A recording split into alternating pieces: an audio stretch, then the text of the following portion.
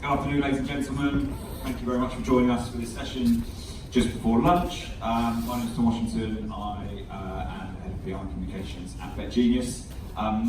The session that you're about to see is called Can New Brands Compete Within the Saturated Football Markets? And the synopsis of this session, just so everyone knows what we're going to be talking about, is as follows. Football betting represents the sector's toughest proposition. However, new incumbents believe that they can effectively compete against and take market share away from established players. What do the new incumbents really bring to the sector's football scene in 2019, and what has been learned from costly failures such as Sunbets? So, apologies to anyone from Sunbets. So I think this is a really interesting topic, and in a broader sense, I think the idea of differentiation and innovation has been a key trend for a number of years, and I think those terms have sort of been reached for all too quickly when actually there's product iterations that are not really moving the dial, and what is deemed unique and innovative for one operator will become industry standard in a matter of weeks, if not days, as everyone follows suit. But aside from those isolated product innovations, some businesses are trying to disrupt the business model in a much sort of more, in a broader sense. And that's what we're going to talk about today. And we're lucky enough to be joined by some of the people that are doing that and doing their best to disrupt what is a very, very competitive and saturated market.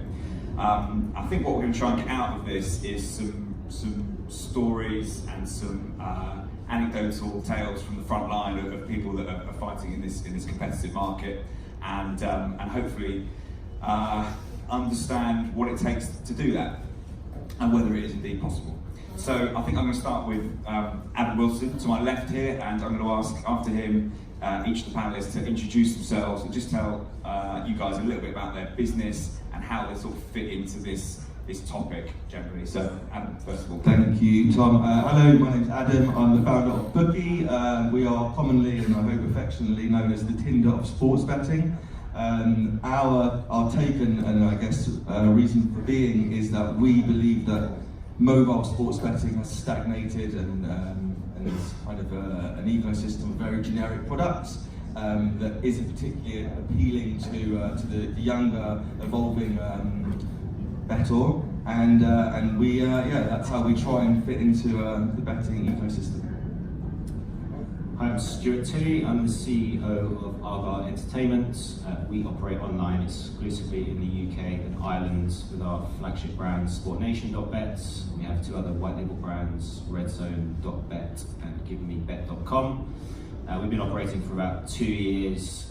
We offer our customers a full range of sports and casino products. We also offer them our proprietary rewards platform and serve them our in-house produced video content.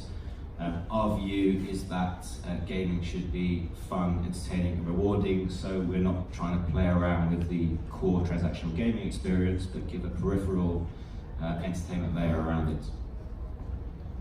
Hello, my name is Sadok. I'm the CEO and founder of Betbull. We believe that betting should be social again, and that's why our vision is saying never bet alone. We are really trying to fundamentally change the customer journey and the approach to sports betting from a transactional experience to a very social, entertaining environment where customers can really maximize the entertainment value they get for their time spent on the app. I'm Philip. I'm from Cell Group. I think uniquely among the panel we're the ones who haven't yet launched anything, so we can talk about the kind of pre-life journey as we go along. We're about to launch sportsbetting.com, so we're the idiots who bought that very expensive name, and we're going to follow shortly on with a racing product called racebook.com. Our aim in this is, I hate the word disruption, I hate the word innovation. I think we talked earlier about the fact that we need to ban that word. But what we're going to try and do is try and improve the player experience and bring some more entertainment back to it. It's more of a mass market consumer product for us. Okay, thank you all. Thanks for joining us. So let's start just by setting the scene before we get into the details. You're all attempting to do what this session is about. How competitive is this market that you're in or about to be launched into, and why are you doing it if it's so competitive? I don't know. It's very, very competitive. We were kind of semi-joking earlier about the offers for Cheltenham last week, or was it the week before, and I was joking in the office about who's going to be the first to start giving cash away, and then obviously Skybet actually did it. And that makes it really tough for a small brand like us who don't have cash to just give out to all of our customers to stand out and compete. And they can do that, and their drive for doing promotions like that is to become number one in the App Store, and it worked for them. So the challenge is competing with that. And why do we do it? I think one of the rare things about betting is that you can put a product live and start generating revenue almost immediately, and that's quite rare, and that's exciting, it's encouraging, and it gives you hope and drive and ambition and all of those things. And then obviously the reality is it is insanely competitive. I think one of the most competitive industries and markets in the world, and that is us for a challenge. And I think you have to have a unique proposition when you are at the second or lower tier of our industry, and if you don't, then you're going to struggle. That's exactly the point, because the top incumbents, if you're going to try and compete with them, whether it's with marketing dollars, price, product innovation, it's going to be a bloodbath. You will not survive. So I think what we all try to do is carve ourselves out a niche where we're not necessarily going head to head, but we're offering the user perhaps something different that they're going to find at some of the big guys. And that's where I think you could really carve out a small little percentage of the market, and then you grow from there.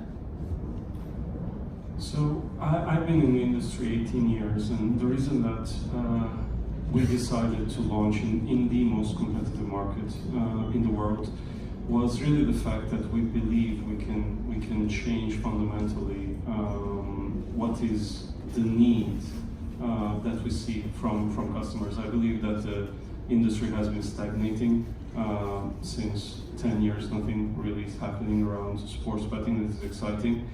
And the customers are changing, the needs are changing. The mobile platform is not really only a transactional platform anymore. And we really believed that we could bring that change and become the next billion-dollar company. So despite the competitiveness of it, you think that the speed in which things are changing actually does open the door for companies like yours to grow market share? Yes, but you need to be careful there, because it's not only about being able to have an idea, but executing on it. So there are so many barriers that, in a way, if you can hurdle on top of them, it's a good thing, because then competitors are not coming after you. But the hurdles like regulation or access to money, marketing spend, all those things are so high that it makes the challenge a really crazy one, which doesn't make it easy, but it's exciting, and you really need to believe in your power of execution more than your idea in order to be successful. It's definitely execution over money, because we've seen some bets bet bright, bucket loads of cash, spent it completely irresponsibly, and didn't survive. They made the mistake of thinking that their brand would be powerful enough by throwing cash at it, trying to compete with big guys. They're no longer here. As Dirk said, it's about execution. It's about understanding where to spend the money, where to get the greatest returns as quickly as possible, with bearing in mind all the legal, regulatory challenges that you need to hurdle as well. You're not going specifically after the football market, it's a broader proposition than that, but what's your expectations coming into this space, pre-live, and what are you basing those expectations on? I think actually the problem is, okay, it's a competitive market, but actually the competition comes largely because of saturation. I think it's almost too easy in a way. With very little investment, anyone can take a white label. With very little investment, anyone can pay for top spots and affiliates. And as Adam said, you can start driving traffic and generate revenues very quickly. I think the biggest The original question was, why are we stupid to do this essentially? And the short answer really is that you'd have to be almost stupid not to.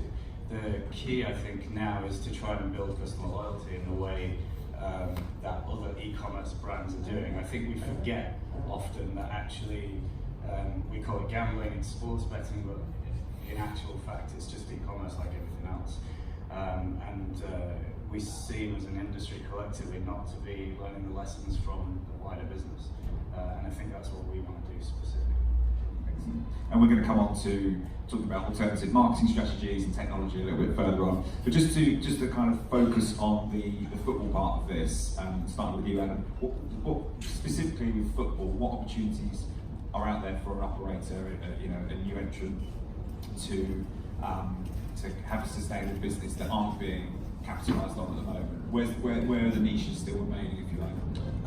I think one area is the markets themselves, player props and that type of thing. I think that we're still quite weak on as an industry. Live betting is decent, but it's not quite fast enough for what I think it needs to be in order to have a really compelling proposition. And gamification, which I think the only brand that are executing it properly, Paradox, Betbull, is an enormous opportunity to gamify the entire experience. I think all of the top tier brands have completely dropped the ball on, and that they've dropped the ball because it takes enormous investment and guts to just drop your free cash loyalty scheme and then integrate something brand new like gamification. And I think football lends itself really well because there's just so much activity the whole time where you can engage people.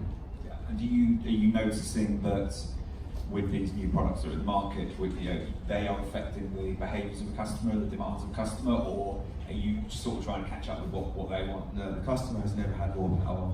So if you just type in, go into the sports category on the App Store, there are almost hundreds of betting apps out there now, and they know that, and they know also there's hostility towards the industry, that the UKGC is putting greater pressure on brands. That means they can say, do you do this, or I'm going to the UKGC. I'm sure it's happened, and all of us, and it's going to happen to you as well, Philip. And you need to be aware of that the customer has enormous expectations and power, and that's a struggle as well. Stuart, on the football front? For us, I agree with everything Adam's saying there. For us, it's about driving customers to higher margin bets, actually. Margins are so tight on the 1x2 these days, it's very difficult to compete. So whether it's player prop performance bets, ACCAs, whatever it might be, I think for us, we see that as a real growth market. For me, I believe it's really going back to the roots. The previous panel was talking about betting shops, and really, if you look at history, that's where betting has been done for hundreds and hundreds of years, where people were coming together, talking about where to bet on, either taking a position next to each other or a position counter to each other, but it was really social. And football by itself is social, right? The stadium, the excitement, and that's what we're trying to bring back, really, that thing that has been taken away from the betting shops while transferring into a transactional experience. Now we really believe that camaraderie of football is missing from really like the fun aspect of it. It's almost too gambling-like. And that's why the regulation is coming hard on it, because it's becoming more and more gambling, and we want to stay away from that. We really want to make this fun and entertaining and social. And can you give us any anecdotal evidence or anything that you've learned specifically from football product and the football punter?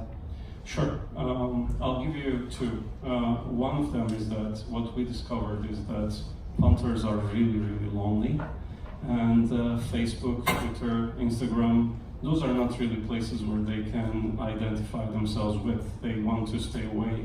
This identity as a punter that they have is something that they're almost ashamed from showing. And the first days I launched the first social experience in 2009 in Turkey in a regulated operating environment, and we received a poem from a punter that was basically telling us how we took away his loneliness and how now he could be himself among his peers. So that tells you the need. I mean, there's been a few attempts at the social betting angle. What makes you guys think that you can nail it, and where others have fallen? I guess that we're past that. So at first, when I was raising money 3-4 years ago, everybody thought I was crazy, and it wasn't easy.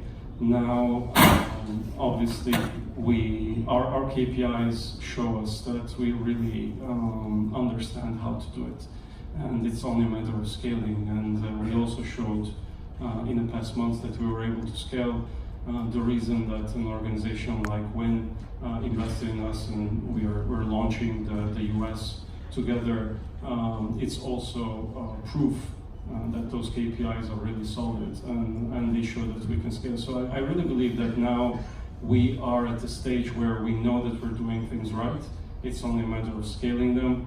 Last month we just surpassed 10 million pounds of turnover per month and more than 1.5 million in GGR. So we are scaling, we are growing, and we're putting money to good use. And that's the challenge now, is to grow. Yeah, and that leads sort of quite nicely on to the next question, which is around what the investor appetite is for businesses like yours to back new ideas in what is such a competitive sector. Is there anyone who wants to start with that? You can't even get a bank account, let alone investment. It's ridiculous at the moment. Yeah, it's not easy. It wasn't easy 4 years ago when we started doing it, and it's certainly not got any easier. Most of the VCs, you'll be very, very hard pressed to find a VC that will talk to you because they're not allowed to touch the vice industry with their fund. So you have to go after industry money, and there's not a great deal of appetite to invest in the UK at the moment because you pick up a newspaper or turn on the news and somebody is having a go at our industry for something they probably haven't done, but that doesn't change the sentiment towards us. So there's money everywhere. Don't be put off by the fact. Don't think there's no cash. There's cash everywhere. It's your job our job as founders of a business to go and get that money and sustain your business and scale your business. And that's the challenge we undertook when we started the business. So I don't want to make people think that there's no cash out there. It's not easy. There's definitely money out there. The fact that we're all sat here is probably, I imagine, the individual circumstances, but I imagine it's probably testament to that. It's a question of what principles you're prepared to compromise. It's a question of what you're prepared to give away in return. And as Adam says, it mostly comes from within the industry.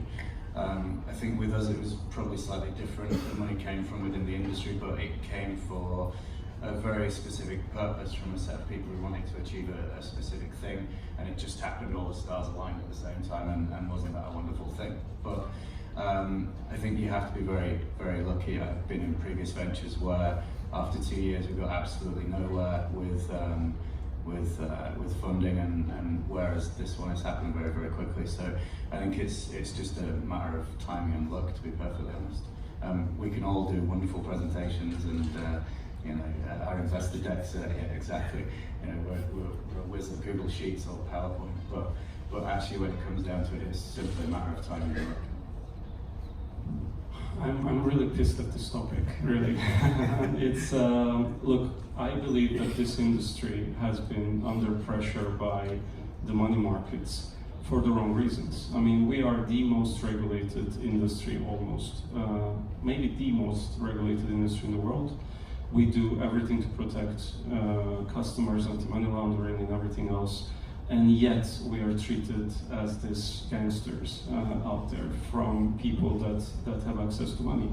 I look at any other business model that right now is getting the $100 million valuation on the valley, and they're not doing a tenth of what a company like us is doing. So really proving yourself to the money markets that, look, this is a regulated business. There is nothing wrong with it. We are really careful in how we target customers, and there is great money to be made if you have the right psychology and the right approach to it. I think that the US opening is a big, big opportunity for all of us, because it made, I believe, gaming legal again, perceptionally. And I believe that these billion-dollar funds are going to open their doors again, understanding that this is a highly regulated market. And the more states open up, I believe that, I mean, most of the money is in the US anyway, and once they start investing in companies, I believe that everybody will follow. So I think that this problem will go away very soon, but it was really hard in the past 10 years. Are you predicting almost like a new wave of innovative sports betting companies then, who are allowed to take their ideas from conception into scaling up and building out the technology through investment? Oh, 100%. Yeah. In the US specifically or everywhere? Yeah, we already see it. I think that the Valley is very perceptive already. So there are young people that before would not even touch out of university things like algorithmic innovation for trading or I don't know, other things in our market and servicing, just because the illegality of it, they wouldn't want their names to be in this industry. And now with the US being legal, universities are going to have a different stance. The states are going to support this kind of programs. And I think that there are a lot of smart people that are going to look at our market and say, oh, we can do that better. And so I do envision a lot of innovation coming our way. It's actually happening already. We're an example of it. If it wasn't for the US starting to change, actually we wouldn't have been able to get access to the funding at the time that we got it. It was purely and simply because of that and the investor appetite for that. I mean, we'll talk about the US later, but it's a tiny, tiny market at the moment in reality, but it has obviously huge potential, and that was the key that unlocked it for us. Almost overnight, when PASPA was repealed, the doors opened, and in that respect, America is so different from the UK. And it's the same for the cannabis market. It was frowned upon, and then that legalised, and then suddenly that was a huge opportunity, which is now an enormous market. And it's like they embrace the opportunity. They don't have the stigma attached to it for good or for bad. It's just not there. So I agree, and there are already a few interesting brands that have cropped up over there that are trying to innovate specifically in betting. Yeah. Just talking about different markets, are there any outside of the UK and the US where there is a softer market entry for new brands and disruptive businesses that are trying to do stuff differently? And what success or failures have you had trying to move into different markets? We've only been live in the UK. We have ambitions to move to other markets, but I don't want to speak without knowledge, so I'll defer to somebody that experienced it. I mean, it depends on your regulatory risk appetite, ultimately. We took the decision at the very start that we only wanted to enter into a market where we could get a point of consumption license. I think the days of getting a Maltese owner-managed water license just operating everywhere are gone. So for us, we would only consider 100% white hat jurisdiction, and in doing so, the barriers to entry are obviously a lot higher, but the long-term rewards are probably a lot greater. I mean, there's still opportunities now go into markets where there's no regulation, it's grey, it's dark grey, and you can bring cash, but it's a short-term vision in mind. Yeah, we're also very careful. We predominantly are in the UK, but we did launch in Germany because of the barrier to entry we believed was at least acceptable. And also we wanted to prove to investors that our proposition was not really successful only for UK people, but also an international level, which would bring our valuation higher. One funny story there, though, is that if you're not really local in the market, even as big as Germany, we launched with credit cards, and just to discover that Germans don't use credit cards. And so we had to integrate like many other payment systems. Otherwise, I mean, it took us a few weeks, it's fine. But what I'm saying is that in order to scale a market, what I believe the biggest challenge is that no matter how small or big, you really need local focus and local presence there. Anything to add, Philip? Yeah, I completely agree. We're doing it from a slightly different perspective. We're starting with Malta. Germany is potentially going to be a large market for us. And we're looking at others such as Canada and so on. But the very, very quick goal is to go out to regulated markets as quickly as possible. The point for us, I think, was similar to yours, which is to go improve the operation first, without burning through all of the cash, and then over time, then enter those regulated markets, and obviously the US as well. Okay. I'd like to move on to a question about technology now. I think you're all coming at this from a slightly different place. I'd like to sort of just hear the stories of why you make these decisions and what it means for your business. Is technology and has technology been an enabler for new brands and innovative products in this sector, or has it been a limiting factor? And I'd like to hear how each of you have approached that.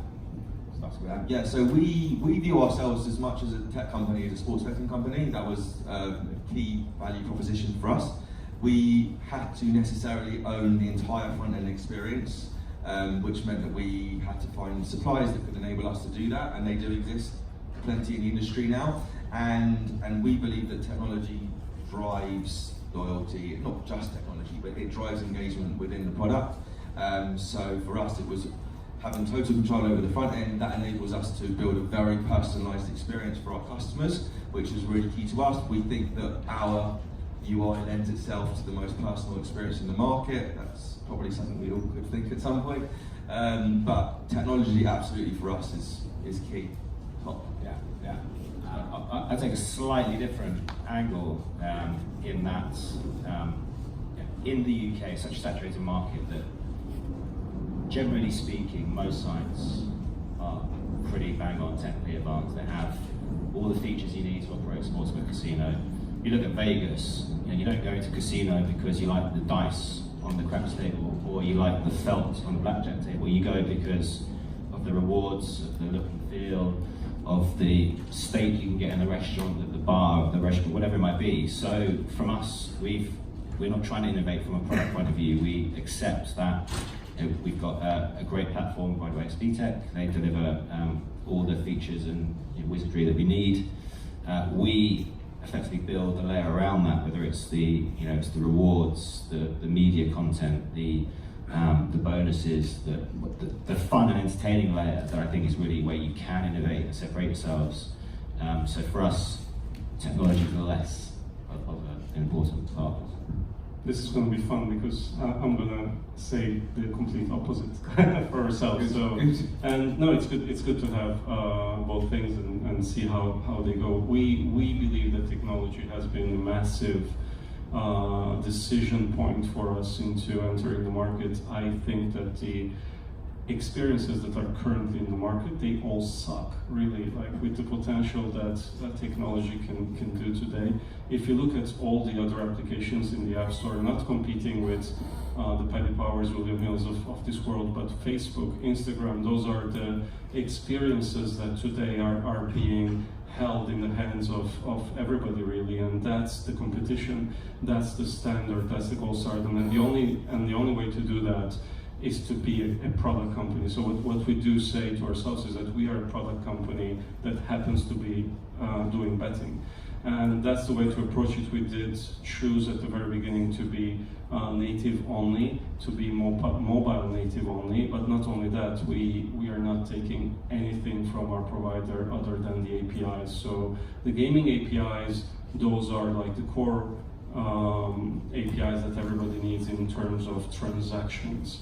But the customer experience, I think that on the long run, as you scale, if we would not be able to control the customer experience to the very detail of every swipe, that's the love that we have for product, and that's what's really making us different. We can talk hours about an icon design, and that's, I believe, is what ultimately makes products successful. Okay. So, do you own all your own technology? You built from scratch? Yes. And that's allowed you to do whatever you want to do? Yes, we would not be able to do anything that we have been doing until today if it wasn't everything in-house. We have we have around 70 people working on technology. Okay, interesting. Philip, I know it's again a different story for you. Can you tell us the story behind it and what it means for the business? Yeah, I mean, we cheated. hands up, we absolutely cheated. We went out and bought something. We went out and bought something that wasn't yet good enough, that we knew we could quickly get to the point where we could be, in the first instance, competitive, and then start to develop and innovate on top of that. I mean, obviously, when it comes to sports, it's not just about the platform, it's not as relevant, because it comes down to what you can offer. You know, it comes down to whether you've got a training team in-house to be able to do props and so on. For us, it was critical that we owned it, because we want to be able to control our own destiny. We don't want to be at the behest of someone else's roadmap. We don't want to be at the behest of someone else's development team. It does really suck, because it makes everything more complicated. What we wanted to try and avoid in the first instance was we didn't want to just simply go out and build a platform. I've done that previously, and also I've seen lots and lots of companies who do that and they fail miserably, because they completely underestimate the sheer complexity of doing it, and it takes years upon years upon years and millions of euros if you're going to do it properly. So that's why we cheat, because we didn't want technology to be the kind of chalice, if you like. So it gives us a head start. It means that, you know, we'll be online in the next 6 weeks or so, after only a few months in reality of actually trying to operationalise ourselves, which is remarkably quickly. But then on top of that, we should be able to do the things we want to do. And for us, so we've started differently. We've started with Malta, so there's lots of great markets involved. But it's really important for us that we can respond quickly to changes in regulation, that we can enter new markets quickly by changing our system to be able to deal with it. So for us, it's critical. It's probably the most important decision we took, and hopefully with hindsight it will have been the right one, but time will tell. Okay, I've got a few more questions obviously, but I just want to stop and see if anyone had any questions at this point for the panel. If not, I'll crack on. No, very good. Okay, so I feel like we've sort of got to the point now where we're up and running, or about to go up and running, we've got the investment, we've worked out what product it's going to be and how we're going to stand out. Got the technology strategy right, or in different instances. What next? How do you cut through this enormously noisy market in terms of brand marketing, and how expensive is that? And if you can't afford it, what are your options? And I think, you know, there's lots of different ways to skin a cat here. So it's interesting to hear what you've got. So yeah, we understood early. My business partner was the head of marketing at William Hill UK for a long time. So I'm kind of regurgitating what he tells me. But we understood very early that we couldn't compete. We simply couldn't compete with the money we'd raised, with paying for top spots, paying for ridiculous revenue shares with these affiliates. So we decided to go another route. Influencer marketing is now almost cliched and passé, but when we started doing it 18 months ago, it hadn't really been done. So our strategy was, we spent weeks looking on YouTube, finding people that we thought could build funny content for us. We found a guy, he was really good. We made a video, it was rubbish, it didn't work. And we tried that a few times until eventually we had a hit. We had, I think it was 7 or 8 million views on Facebook with that one guy, and that kind of catapulted the business. And then 4 months later, William Hill started paying him 10 grand a month. so we lost him. But and that's kind of what you're up against. You alluded before to the kind of lack of, if someone just steals innovation really quickly, and it's the same with marketing. You do something clever, someone will steal it quickly. So you have to be constantly ducking and diving, and it's not just about having a good product, it's about having an innovative marketing team and figuring out ways in which you can cut through the noise and not pay these eye-watering CPAs that are on a front.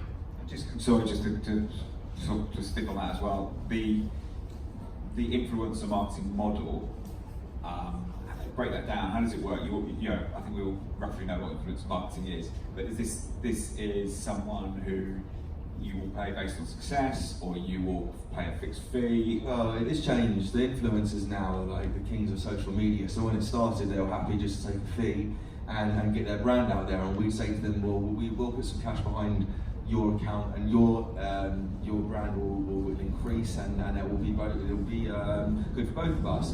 And now there's influencer agencies, and if you want to talk to an influencer, you've got to talk to their agent. And I'm like, yeah, but this guy's just got 50k followers on Instagram. Why do I need to talk to why has he got an agent in the first place? And so it's completely changed. So now the strategy is we'll go after micro influencers and the bigger, and it just like, you know, and they'll be the new kings in a year's time.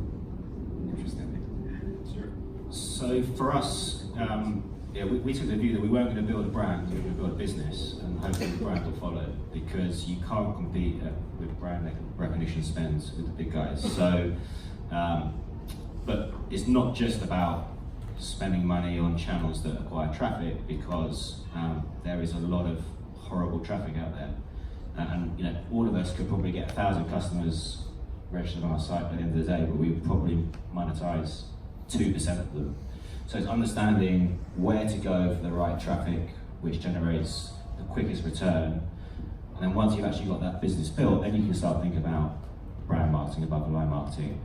So following from Adam, aside from affiliates, which is one of our best routes to acquire traffic, we decided that we would try the influencer route, but at a club level within sport. So we did a partnership with Solihull Moors. Any Solihull Moors fans in the room? Probably not, because they're a National League club, but they've got a great story. They're the Leicester of the conference. They nearly got relegated last season. They're now pushing for promotion. They're managed by Tim Flowers, ex-England keeper. Captain is Darren Carter, ex-Premier League player. You know, great story, great engagement with the local community. We were slightly lucky in that we got a televised FA Cup run, which you can only dream for. We paid peanuts for sponsorship. We're all over the stadium, we're all over the shirts. We get exclusive content that we can deliver to customers. And you know, we feel if you engage with pockets like that, rather than just splash the cash on a big Premier League sleeve sponsor, which might get you some brand recognition in 3 years' time, but 3 years' time we probably still wouldn't be around. So we needed to find an option that gave us the ability to engage with our sort of entertainment and a small niche of players, and then expand from that. And hopefully Solihull will get promoted this season. I completely agree. I mean, you need to be really, really smart in the first stages of the organization, because that's really where you have the highest risk of dying as an organization. You're short on cash. You need to prove to the investors and to the world that you can really scale your unit metrics. So the first money you spend, you need to do it really, really smart. You have to have a great marketing team, the good people. It comes down to people everywhere, really. Recruitment, I believe, is also one major area of this industry where it's a challenge, and if you can unlock that, there are some great people that can make a difference. And I believe we're lucky enough to have a great marketing team that understood that and really squeezed the value out of every penny every day. The thing is that past that, and that's where we are today, starting to spend from tens of thousands of dollars per month to hundreds, and now to millions of dollars every month. So how do you scale that niche approach to millions of dollars? And that's the challenge, because at the end of the day, if you want to compete, you need to scale, and that's still something that we need to unlock. Interesting. Well, and can you give us any insights in terms of how you're going to meet that challenge? You have to be, well, the things that everybody knows, right? Data-driven, be really careful where you spend, start small, start to scale, see if the unit metrics are still online. Like you just need to be very, very engineered in these terms, using the right technologies, using the right attribution tools. Technology is a big issue, especially in native applications like tracking customers, tracking customer journeys. Like that's why, coming back to technology, you need to be really good at using every piece of technology that is available to you if you want to scale efficiently. Spending money is easy. It's just about the return on investment that's the challenge.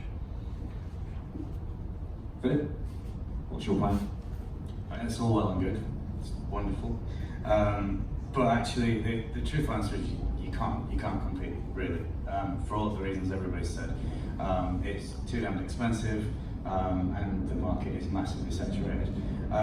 So then you have to get a little creative. I mean, our marketing director, we specifically hired him from outside of the industry because of knowledge of influencer marketing and getting creative with social and so on. And so our primary strategy was to get somebody who's literally completely mental and somebody who's willing to try anything. It's like when I was a little boy, I used to go fishing for mackerel, and you have a long line and you've got multiple hooks on it. You don't just throw one down. Like it's trying everything. So it's from the domain we bought for SEO purposes and through to social media, and then of course to give you traction to get started, you can throw money at affiliates like everybody else would.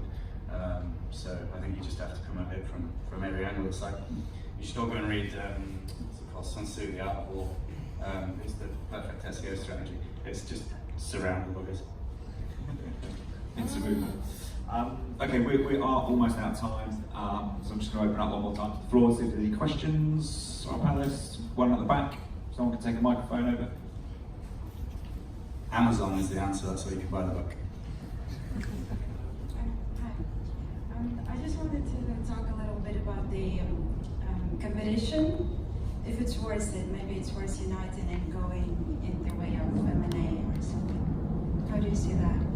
Is it loud enough? Put the microphone a little bit closer, sorry. It's a perfectly timed aeroplane. Can you hear me well? Yeah. So instead of competing, maybe it's worth uniting in between the brands, operators, agencies, whatever. How do you see M&A in your industry? Well, I'm not going to get together just yet, but I think actually the M&A side of the industry and the regulation is actually a positive for new entrants, because I think a lot of the big guys are distracted with M&A, to be honest, and they have got huge legacy issues from a regulatory point of view, which they are trying to backtrack on to avoid the outrageous fines. All of us have started knowing the climate we're in. We can build a process and the checks and balances around that, which means we're not having to look over our shoulder and worry the whole time that we're not got this skeleton in the cupboard to come and bite us. So regulation and M&A I think is a positive for us. In terms of getting together, then I do actually think there is now a chunk of big incumbents at the top and a lot of little guys. There's not so much of a middle tier anymore.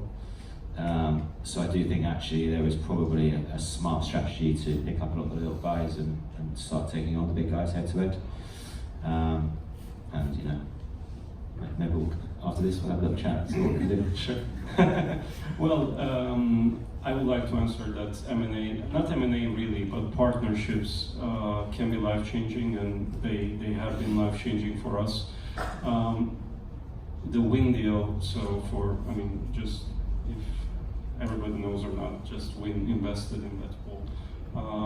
And also we made a joint venture in order to tackle the US market together under the Win brand. Now, that partnership obviously has changed the future of Betbull, right, in many ways. The ability to grow in Europe while also accessing a market where every other competitor is a billion-dollar company under the most recognized brand and the most prestigious gaming brand in the US, if not in the world. Now, that obviously comes only from good partnerships. And good partnerships, I believe, when they're based on solid foundations, and in our case, the foundations, I believe, are very, very strong in the sense that Win understands that success only comes from a product-first strategy, where we will have the best product out there, the best operations and executions out there, and the capacity to keep having the best product always. And to buy into that vision, to build a partnership based on those fundamentals, I believe are key to the success. And it will definitely speed up the growth of what Betbull would have done without such partnership. Does that answer your question? Any more questions from the floor? Okay, it is nearly lunch. I'm just going to finish on one thing.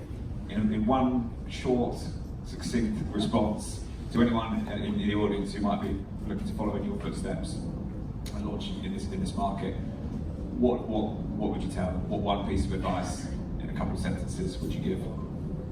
Just believe in yourself. Don't listen to the noise. Back yourself and you can win?